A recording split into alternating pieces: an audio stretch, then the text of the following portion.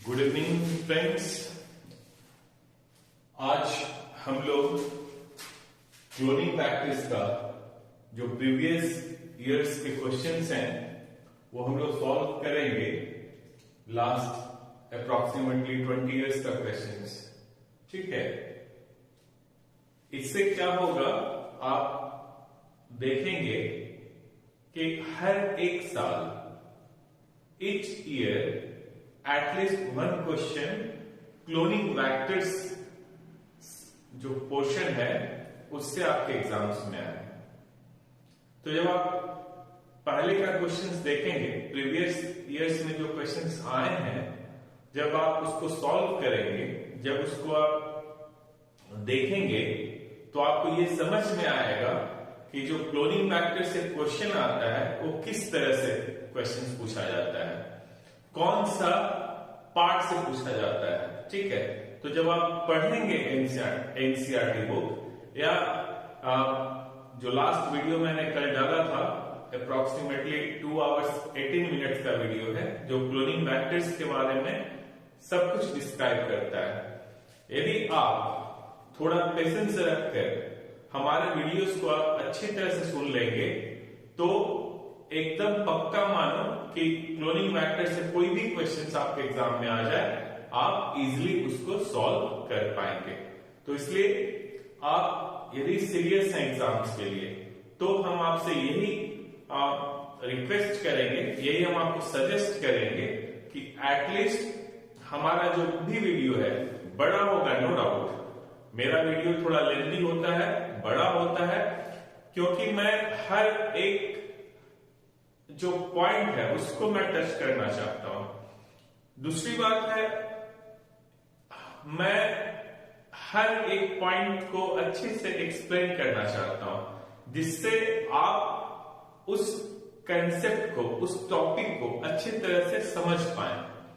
इससे क्या होगा, जब आप एक बार अच्छे से वीडियोस को देख लेंगे, सुन लेंगे और फिर जब आप एनसीईआरटी बुक पढ़ोगे तो आप पढ़ते जाओगे लाइन बाय लाइन और आपको सब समझ में आते जाएगा कि हाँ ये इस तरह से होता है, ये इस तरह से होता है।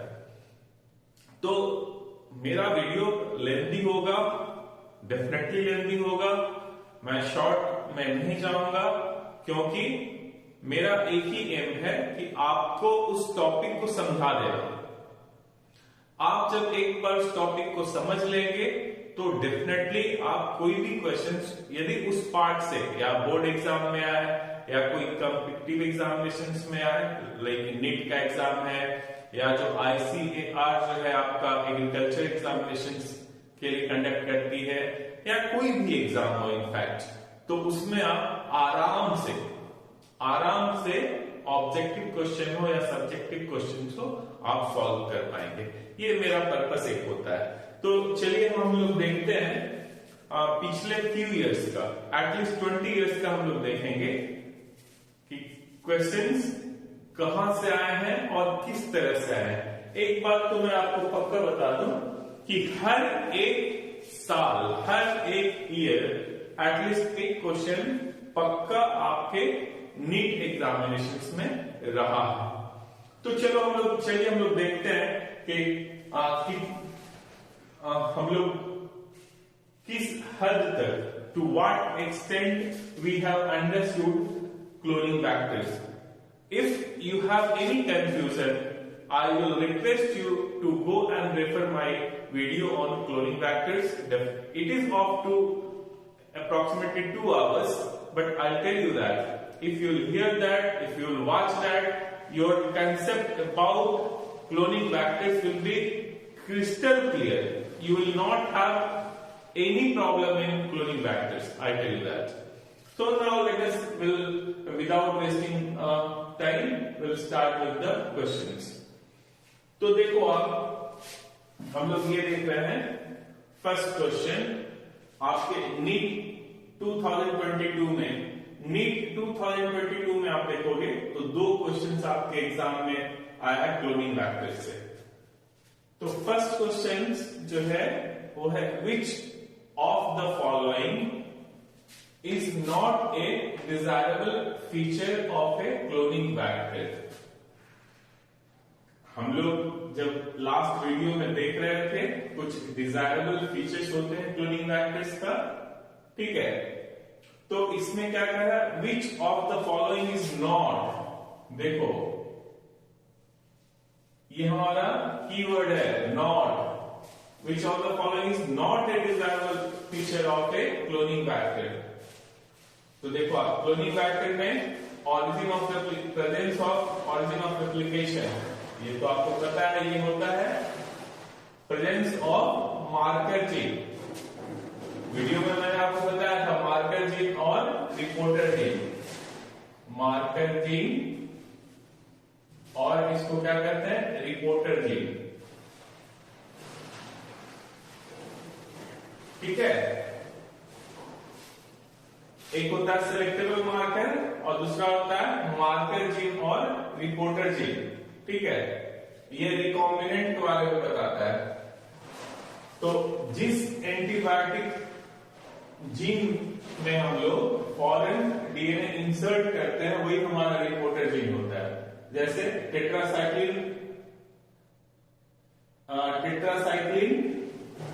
का जो जीन होगा और उसका जो रेस्ट्रिक्शन एंजाइम उसमें जो होगा साइट, रेस्ट्रिक्शन एंजाइम का जो रिकॉग्निशन साइट उसमें होगा, आप यदि उसको यूज करोगे तो टेट्रासाइक्लिन रेस्टेंट जीन है वो खराब हो जाएगा, तो वही आपका मार्कर जीन के फॉर्म में एक्ट करेगा। और रिपोर्टर जीन तो ये भी होता है, ऑरिजिन ऑफ रेप्लिकेशन भी होता है, मार्कर जीन भी होता है, presence of single restriction enzyme site.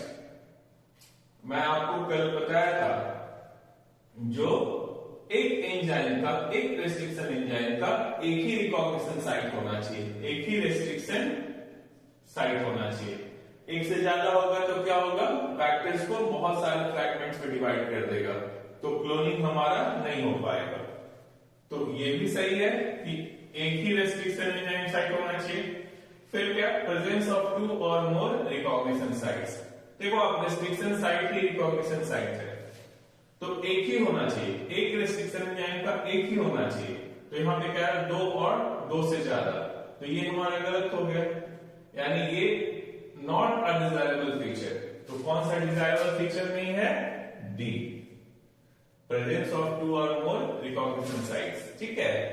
ये हमारा डिजायरेबल फीचर नहीं है, तो आंसर आपका हो जाएगा डी।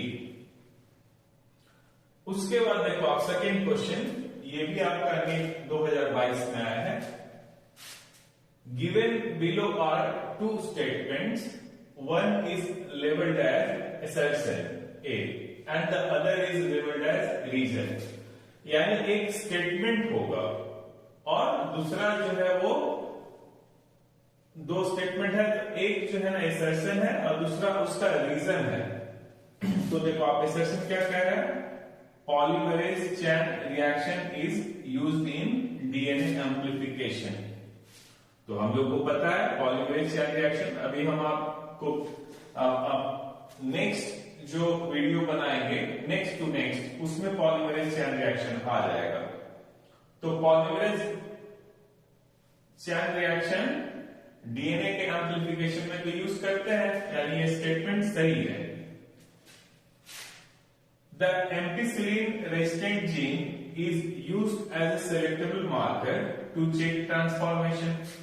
ये भी सही है, एंटीबायोटिक रेजिस्टेंट जीन ही तो हमारा सिलेक्टेबल मार्कर होता है, और सिलेक्टेबल मार्कर का काम क्या है, ट्रांसफॉर्मेंट्स और नॉन ट्रांसफॉर्मेंट्स, ट्रांसफॉर्मेंट्स और नॉन ट्रांसफॉर्मेंट्स को अलग अलग करना। तो ये भी स्टेटमेंट सही है, यानी दोनों स्टेटमेंट सही है, ठीक है। लेकिन पॉलीमरेज चेन रिएक्शन का सिलेक्टेबल मार्कर से कोई लेना देना नहीं है, दोनों अलग अलग है बिल्कुल, ठीक है। तो अब देखो आप, in the light of above statement choose the correct answer from the options given below। यानी ये दोनों assertion और reason, ठीक है। यानी ये जो स्टेटमेंट है क्या ये उसका सही रीजन है, ये भी देखना है। तो पहला ऑप्शन क्या है, both A and R correct, सही है, दोनों करेक्ट है। And R is the correct explanation of A. ये वाला पार्ट तो सही है, ठीक है, लेकिन ये करेक्ट एक्सप्लेनेशन नहीं है। क्यों? क्योंकि selectable marker polymerase chain reaction में दूर दूर तक रिलेटेड नहीं है। सिलेक्टेबल मार्कर का इसमें हम लोग यूज नहीं करते हैं, तो ये हमारा गलत हो गया। दूसरा क्या है? Both A and R correct, ठीक है, and R is not the correct explanation of A. ये सही लग रहा है, ठीक है, और भी हम लोग पढ़ लेते हैं। ऑप्शन सभी सारा का सारा ऑप्शन पढ़ना चाहिए। सी ऑप्शन क्या कह रहा है? A is correct but R is not correct. दोनों करेक्ट है, इसलिए ये गलत हो गया। A is not correct, A correct है, तो ये भी गलत हो गया, यानी सही आंसर क्या हो गया हमारा? बी, ठीक है, ये हो गया। अब थर्ड क्वेश्चन क्या है? द सीक्वेंस दैट कंट्रोल्स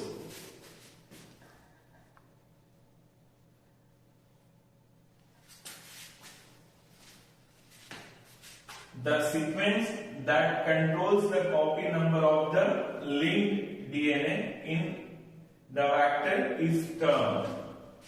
देखो, स्टार्ट में जब हमारा वीडियो स्टार्ट होता है वहां पे कॉपी नंबर के बारे में हम लोग डिस्कस करते हैं, और कॉपी नंबर किस पे डिपेंड करता है? ऑरिजिन ऑफ रेप्लिकेशन पे, ठीक है, ऑलवेज रिमेंबर, कॉपी नंबर किस पे डिपेंड करता है? ऑरिजिन ऑफ रेप्लिकेशन पे। तो क्या कह रहा है? Sequence that controls the copy number, यानी डीएनए सीक्वेंस, ठीक है, तो किस पे? सिलेक्टेबल मार्कर, ये नहीं होगा, सीधा ऑरिजिन, ठीक है, ऑरिजिन ऑफ रेप्लिकेशन, यानी इस पे डिपेंड करता है। ये भी नहीं होगा, पैलिंड्रोमिक सीक्वेंस रेस्ट्रिक्शन एंजाइम जो है रिकॉग्निशन साइट के रूप में यूज करता है, ये भी रेस्ट्रिक्शन एंजाइम का। तो correct answer is origin of replication. You always remember, origin of replication he decide करता है कॉपी नंबर, यानी हाई कॉपी नंबर होगा या लो कॉपी नंबर होगा, वो डिसाइड करता है origin of replication, ठीक है, ये हो गया आपका।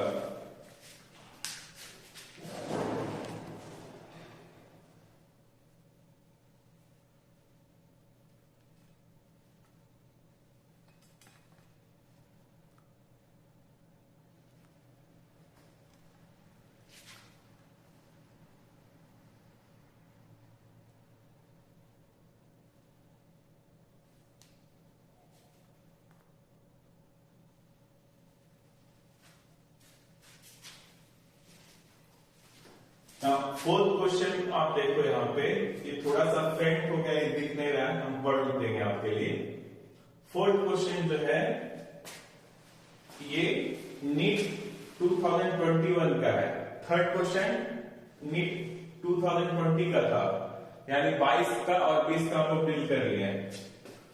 Plasmid PBr 322, plasmid PBr 322 has PST1 restriction enzyme site within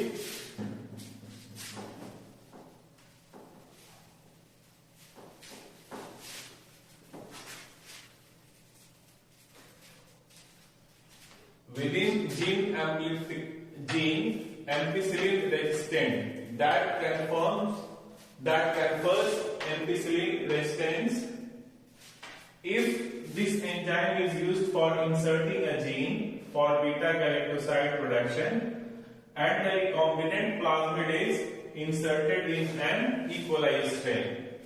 तो ये ऑप्शंस है, देखो क्वेश्चन क्या कर रहा है, ये हमारा ना PBr 322 है, PBr 322 है। आपको पता है इसमें टेट्रासाइक्लिन रेस्टेंट जीन होता है और एम्पिसिलिन का भी होता है। अब कह रहा है एम्पिसिलिन रेस्टेंट जीन ये है, ठीक है, इसमें ही एक PST1, ठीक है, ये रेस्ट्रिक्शन एंजाइम है PST1, इसका रेस्ट्रिक्शन साइट कहां किसमें है? एम्पिसिलिन R में। अब कह रहा है कि इफ ये एम्पिसिलिन R क्या करता है? एम्पिसिलिन बैक्टीरिया को एम्पिसिलिन के प्रेजेंस में ग्रो करने देता है, यानी एम्पिसिलिन रेजिस्टेंट बना देता है यदि ये फंक्शनल होगा। अब क्वेश्चन कह रहा है कि एक जीन जो है बीटा गैलेक्टोसाइड के लिए, गैलेक्टोसाइड, इसका एक जीन लेकर बीटा, इसका एक जीन है, ठीक है, बीटा गैलेक्टोसिडेज, और इसको कहां पे ऐड कर देता है, यहां पे PstI, इस रेस्ट्रिक्शन एंजाइम से इसको भी कट करेगा, इसको भी कट करेगा, तो ये यहां पे आकर ऐड हो जाता है, ठीक है। कौन सा ऐड हो गया, इसका जीन, फॉरेन जीन, ठीक है। तो हम लोग कल देखे थे ना, जहां पे भी इंसर्ट या फॉरेन जीन ऐड होता है वो एंटीबायोटिक रेजिस्टेंस जीन खराब हो जाता है, यानी यहां पे ऐड कर रहे हैं तो ये एम्पिसिलिन जो है रेजिस्टेंस जीन, ये क्या हो जाएगा, खराब हो जाएगा, और बैक्टीरिया हमारा हो जाएगा एम्पिसिलिन सेंसिटिव, ठीक है। कल हम आपको बताए थे, और इसको लोग क्या कहते हैं, इंसर्शनल इनएक्टिवेशन, क्या कहते हैं, insertional inactivation, insertional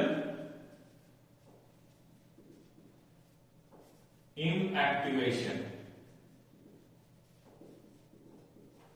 insertional inactivation. तो आप देखो, जब ये आप यहां पे ऐड करेंगे तो इंसर्ट के ऐड होने की वजह से ये जो जीन है एम्पिसिलिन रेजिस्टेंट जीन, ये आपका खराब हो जाएगा, यानी ये जो है बैक्टीरिया को एम्पिसिलिन के लिए रेजिस्टेंस नहीं दे पाएगा, सेंसिटिव हो जाएगा, यानी बैक्टीरिया जो है एम्पिसिलिन के प्रेजेंस में ग्रो नहीं हो पाएगा, ठीक है। अच्छा, दूसरी बात है, जब आप ये यहां पे ऐड करोगे तो ये बीटा गैलेक्टोसाइड का प्रोडक्शन होगा, ठीक है, जब आप ये डालेंगे इसमें, तो क्योंकि जीन ही कह रहा है for the beta galactoside production, तो ये प्रोडक्शन होगा, ठीक है, ये प्रोडक्शन होगा। अब हम लोग ऑप्शंस देखते हैं। It will be able to produce, it will be able to produce a novel protein with dual ability, ठीक है, ये नहीं होगा, ठीक है। दूसरा है इट विल बी है ऑप्शन आपका, it will not be able to confer ampicillin resistance to the host cell. देखो आप, इंसर्शनल इनएक्टिवेशन हो गया और उसके वजह से जो एम्पिसिलिन रेजिस्टेंस है, एम्पिसिलिन it will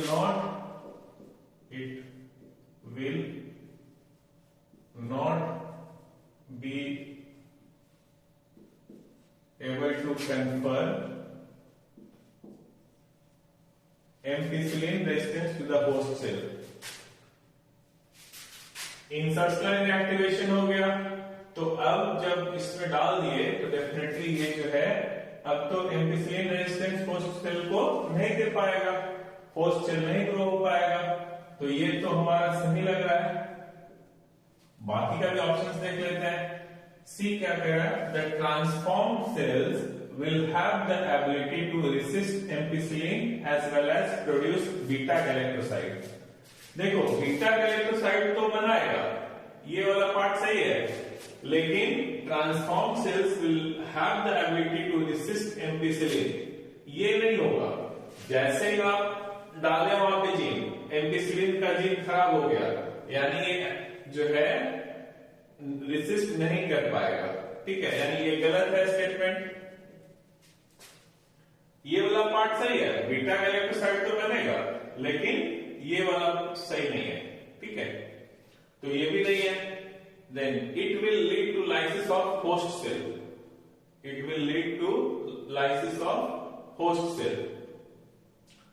तो देखो आप, सेल्स दो तरह से मरता है, ठीक है। तो लाइसिस काम है वायरस का करना, तो इसलिए ये भी सही आंसर नहीं है। सही आंसर क्या हो जाएगा? It will not be able to confirm ampicillin resistance to the host cell. B is correct answer, ठीक है। क्लियर है? इंसर्शनल इनएक्टिवेशन की वजह से जो एम्पिसिलिन रेजिस्टेंस जीन है वो खराब हो जाएगा, डैमेज हो जाएगा, and therefore it will not be able to confer ampicillin resistance to the host cell। सही आंसर ये है, ठीक है। ये आपका नीट 2021 का क्वेश्चन था। फिर देखो आप, fifth question, a selectable marker is used to. Selectable marker, हम आपको पता है सेलेक्टेबल मार्कर क्या करता है? ट्रांसफॉर्मेंट्स एंड नॉन ट्रांसफॉर्मेंट्स, ये दोनों को अलग अलग करता है। मार्कर जीन और रिपोर्टर जीन क्या करता है? वो रिकॉम्बिनेंट्स एंड नॉन रिकॉम्बिनेंट्स को। तो ये सेलेक्टेबल मार्कर कह रहा है, तो सेलेक्टेबल मार्कर क्या करता है? Help in eliminating the non transformants so that the transformants can be regenerated. Definitely जिसमें भी एंटीबायोटिक रेजिस्टेंस जीन नहीं होगा वो नॉन ट्रांसफॉर्मेंट जो है वो एंटीबायोटिक के प्रेजेंस में ग्रो नहीं हो पाएगा, तो एलिमिनेट हो जाएगा। तो ये आंसर आपका सही है। बाकी का भी चॉइस कर लेते हैं। Identify the gene for a desired trait in an align organism. ये तो सेलेक्टेबल मार्कर का काम नहीं है, ये प्रोब का काम है। Select a suitable vector for transformation in a specific group, ये भी नहीं है, ठीक है। वेक्टर को हम लोग कौन सा आप सिलेक्ट करते हैं? Will see that later, time हो जाएगा नहीं तो जरूर। Mark a gene on a chromosome for isolation using restriction enzyme, ये भी नहीं होगा। तो आंसर हमारा क्या हो जाएगा? Help in eliminating the non transformants so that the transformants can be regenerated. ये आपका क्वेश्चन था 2019 का। अब आ जाओ 18 के क्वेश्चंस में। Which of the following is commonly used as a vector for introducing a DNA fragment in human lymphocytes? तो देखो आप हमेशा याद रखना, प्लांट में जो है एग्रोबैक्टीरियम, एग्रोबैक्टीरियम ट्यूमिफेसियंस, ठीक है। इसका TI plasmid, TI tumour inducing plasmid, agrobacterium plant में हमेशा यूज होगा। और ह्यूमन में रेट्रोवायरस, रेट्रोवायरस, तो इसमें देखो रेट्रोवायरस ये है, ठीक है। तो रेट्रोवायरस इज करेक्ट आंसर। और भी चॉइस पढ़ लेते हैं। टीआई प्लाज्मिड प्लांट में, ये किसमें होता है? प्लांट में। लैम्डा फाज ये ई कोलाई में, बैक्टीरिया में। पीबीआर 322 ये भी बैक्टीरिया में, ये भी बैक्टीरिया, ये भी बैक्टीरिया, ये प्लांट में और ये एनिमल में, ठीक है। तो correct answer is retrovirus. Next question आपका नीट 2017 का है। A gene whose expression helps to identify transformed cell is known as। Transform cells आया, इसको आइडेंटिफाई करना है, सीधा सेलेक्टेबल मार्कर, ठीक है। वेक्टर गलत, प्लाज्मिड भी गलत, स्ट्रक्चरल जीन भी गलत, selectable marker, yes it is correct answer. जैसे आइडेंटिफाई आएगा ट्रांसफॉर्म और non transform, selectable marker, you remember, और रिकॉम्बिनेंट्स एंड नॉन रिकॉम्बिनेंट्स, उसका कौन करता है? रिपोर्टर जीन और marker gene. This is correct. Next, which of the following is not a feature of the plasmids? ये NEET 2016 का question है।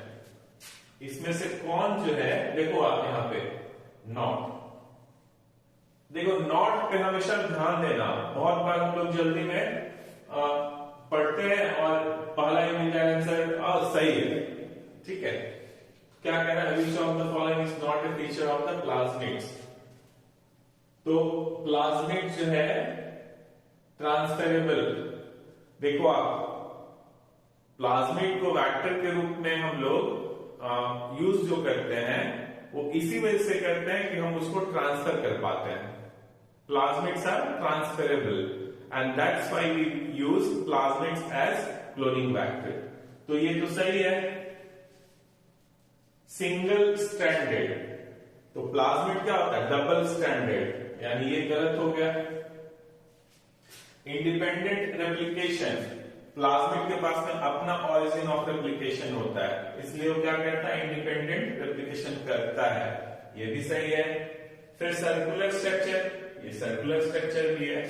और भी एक चीज हम आपको बताते हैं, स्मॉल होता है और एक्स्ट्रा क्रोमोसोमल डीएनए होता है। तो देखो ये सही, ये सही, ये सही। हमसे क्या पूछा है, नॉट एफिशिएंट, तो ये तो correct answer is B.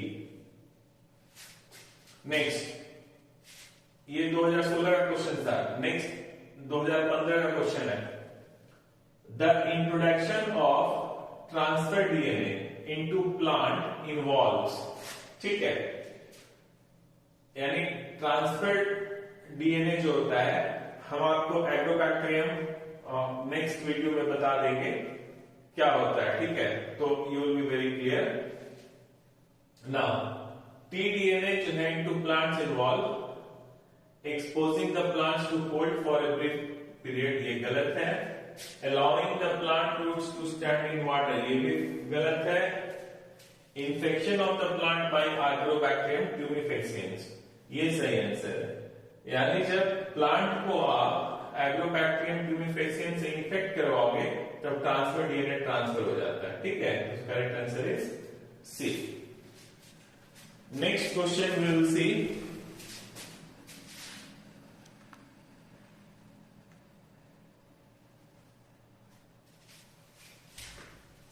next question, which vector can clone only a small fragment of DNA।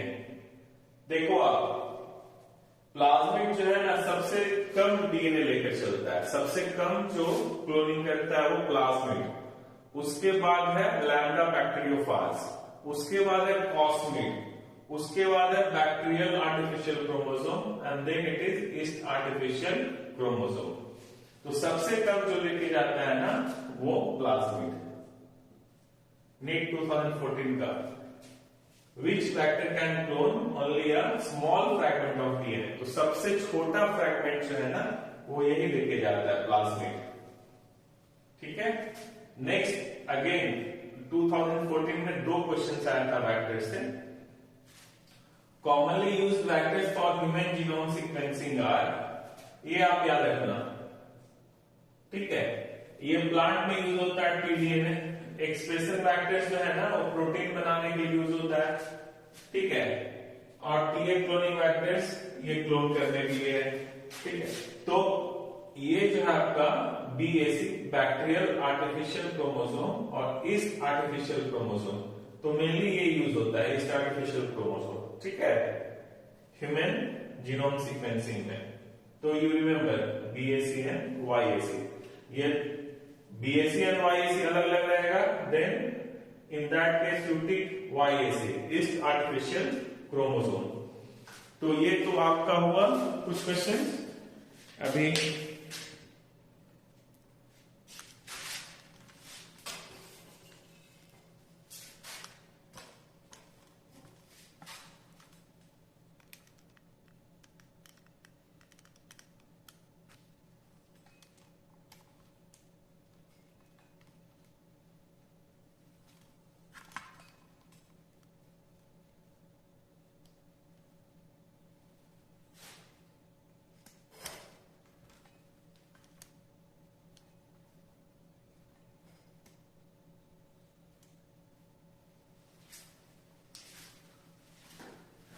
next question you see, 12th question, ये नीट 2012 में भी 2 क्वेश्चन आया।